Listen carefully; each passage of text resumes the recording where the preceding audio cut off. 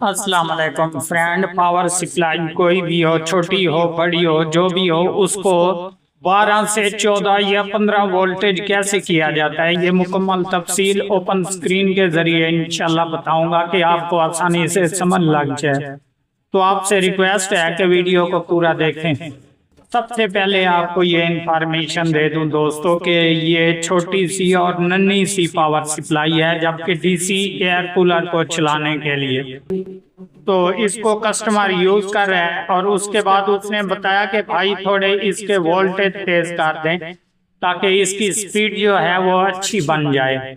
तो अभी यहाँ पर इसका सॉल्यूशन हुआ पड़ा है, ये देख लें। यहाँ पर एक इजी रजिस्टर लगी हुई है, जबकि इसके यहाँ पर भी लगी हुई है।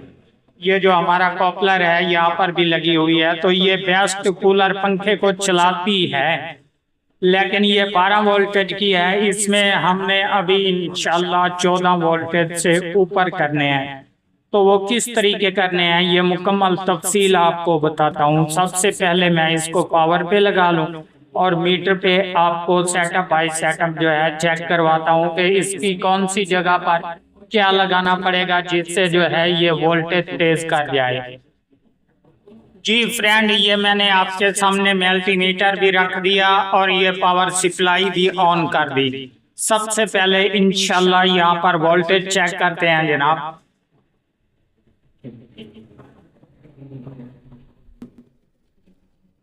सो यहाँ पर देख लें फ्रेंड, ये बिल्कुल जो है ये 12 वोल्टेज की पावर सप्लाई है।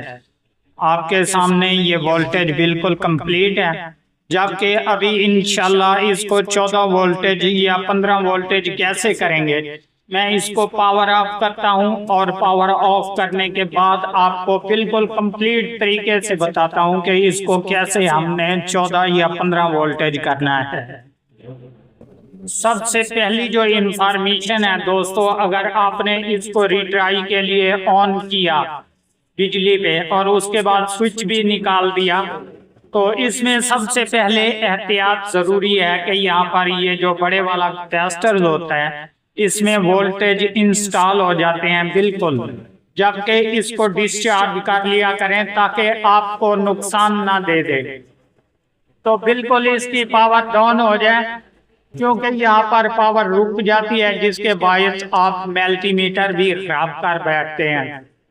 तो सबसे पहले ये इंफॉर्मेशन हो गई कि आपने ये काम कंप्लीट करना है कि जब भी आप इसको पावर पे लगाएंगे उसके बाद जैसे स्विच इसका निकालेंगे तो यहाँ बड़े कैपेसिटर पर सीरियस बोर्ड बल्ब की मदद से जो है इसके वोल्टेज डिस्चार्ज कर लिया करें, तो ये बिल्कुल पावर खत्म कर देगा। उसके बाद रहा अभी सॉल्यूशन दोस्तों कि हमने इसके जो है 14 या 15 वोल्टेज कैसे करने हैं, ये मुकम्मल तफसील इंशाल्लाह आपको बताता हूँ कि पावर सप्लाई जो भी हो, छोटी हो चाहे बड़ी हो, जो भी हो, उसमें डीसी साइड पर सेकेंडरी सेक्शन पर हमारा जो है ये एक छोटा सा एफईटी रेगुलेटर होता है।